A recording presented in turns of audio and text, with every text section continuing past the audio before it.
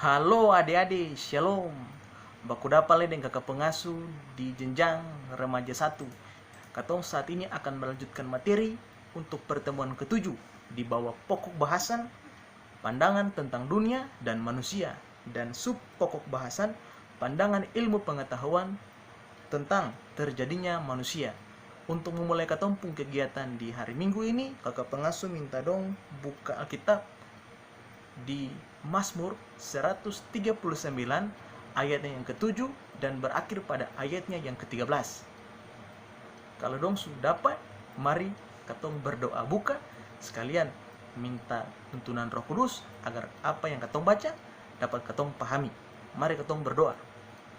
Tuhan Yesus, katong akan memulai akan ibadah ini. Kiranya ibadah sekolah minggu, tunas pekebaran Injil yang akan katong lakukan dapat bermakna bagi kehidupan katong dari hari lepas hari. Katong juga akan membaca sedikit dari berita firman Tuhan. Hendak apa yang katong baca, apa yang katong dengar dapat juga dilakukan dalam katong kehidupan dari hari lepas hari. Berfirmanlah ya Allah, karena katong siap untuk membaca sedikit dari berita firman Tuhan. Amin. Ya, mari katong baca Alkitab sama-sama. Mazmur 139 ayatnya yang ke-7 dan berakhir pada ayatnya yang ke-13. Di bawah perikop, doa di hadapan Allah yang Maha Tahu. Kemana aku dapat pergi menjauhi rohmu? Kemana aku dapat lari dari hadapanmu? Jika aku hendak ke langit, engkau di sana. Jika aku menaruh tempat tidurku di dunia orang mati, di situ pun engkau. Jika aku terbang dengan sayap fajar dan membuat kediaman di ujung laut, juga di sana tanganmu akan menuntun aku dan tangan kananmu memegang aku. Jika aku berkata, biarlah kegelapan saja melingkupi aku dan terang sekelilingku menjadi malam, maka kegelapan pun tidak menggelamkan bagimu dan malam jadi terang seperti siang. Kegelapan sama seperti terang, sebab engkaulah yang membentuk buah pinggangku, menenun aku dalam kandungan ibuku. Demikianlah katong punya pembacaan Alkitab di hari ini. Katong sekarang masuk dalam materi. Robert Darwin dalam bukunya yang berjudul The Origin of Species by Means of Natural Selection mengemukakan dua teori pokoknya. Teori yang pertama, spesies yang hidup sekarang berasal dari spesies yang hidup di masa lampau. Teori yang kedua, evolusi terjadi melalui seleksi alam. Menurut Darwin, makhluk hidup yang ada sekarang mengalami perubahan bentuk secara perlahan dalam waktu yang sangat lama. Misalnya, burung finch di Pulau Galapagos awalnya hanya satu spesies, yakni burung dengan paruh pendek. Tetapi karena mereka hidup di kepulauan yang berkarang dan gersang, maka terjadi proses adaptasi dengan lingkungan. Secara perlahan, terjadi perubahan-perubahan bentuk dan akhirnya menjadi 13 spesies burung finch dengan berbagai ragam pola konsumsinya. Para ahli evolusi kemudian melakukan penelitian-penelitian terhadap berbagai macam fosil. Dari kajiannya terhadap beberapa fosil, diantaranya manusia Neanderthal, manusia Java, manusia Peking, dan manusia Cro-Magnon, dan sebagainya, para ahli menemukan bahwa hubungan antara manusia dengan kera. Manusia berasal dari kera melalui sebuah proses evolusi selama jutaan tahun. Begitu pendapat mereka. Perubahan tersebut terjadi secara bertahap dan memerlukan waktu yang sangat lama.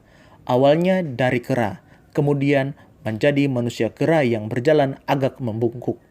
Lama-kelamaan menjadi manusia yang berjalan tegak.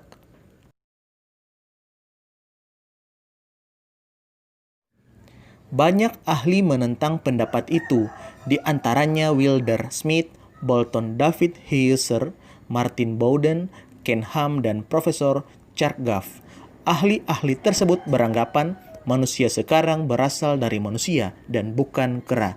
Manusia purba atau biasa disebut Homo erectus memang berbeda tampilannya dan pola hidupnya dari manusia sekarang. Tetapi kalau manusia purba didandani seperti manusia sekarang, diberi pakaian dan topi, maka wujud mereka seperti aneh. Banyak bukti yang kemudian dapat dipakai untuk mengungkapkan kesalahan teori evolusi, salah satunya dari fakta-fakta fosil. Fosil menurut teori evolusi adalah proses membantunya jasad Renick secara perlahan-lahan dalam waktu yang sangat lama. Ternyata beberapa temuan fosil menunjukkan bahwa fosil tersebut dalam waktu yang relatif cepat dan fosil terjadi akibat suatu peristiwa bencana besar. Bahan kimia yang berperan dalam pembentukan fosil antara lain silikon dioksida, kalsium karbonat, dan iron disulfide. Temuan fosil dimaksud antara lain: pertama, fosil tulang kaki dalam sepatu bot. Awal tahun 2000-an ditemukan sepatu bot tempat tulang kaki manusia yang telah menjadi fosil.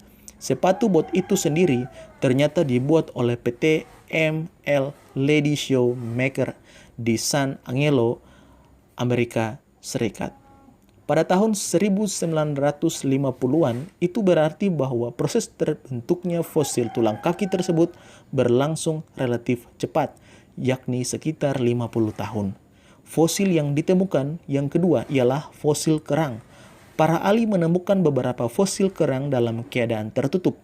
Jika proses pembentukan fosil terjadi dalam waktu yang lama, maka ketika kerang mati, jasadnya akan membusuk dan cangkangnya menjadi terbuka atau bagian-bagian cangkangnya terpisah satu dengan yang lain.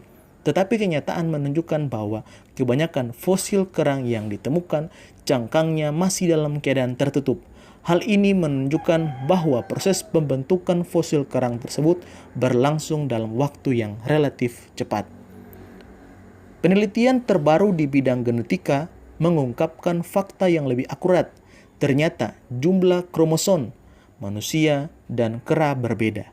Kromosom kera sama dengan kromosom simpanse, yakni 48. Sedangkan kromosom manusia 46. Dengan demikian adik-adik, manusia jelas bukan berasal dari kera. Kera bukan nenek moyang kita.